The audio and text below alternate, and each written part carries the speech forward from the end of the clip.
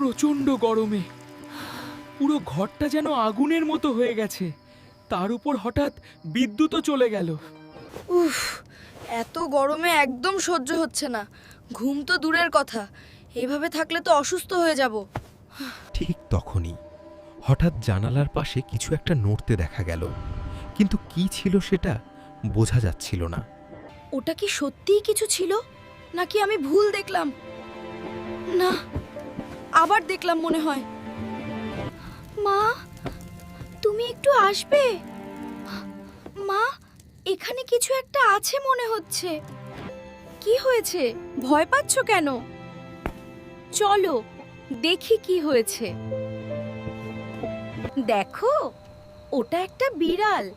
গরমে ওরাও একটু ঠান্ডা জায়গা খুঁজে নেয়, আর তুমি শুধুই ভয় পাচ্ছ। আমি তো ভেবেছিলাম অন্য কিছু। অযথাই ভয় পেয়েছিলাম। অন্ধকারে? ও, অনেক সময় ছোট জিনিসও বড় মনে হয়। অযথাই আমরা ভয় পাই। তাই ভয় পাওয়ার আগে সত্যিটা বুঝে নেওয়া দরকার।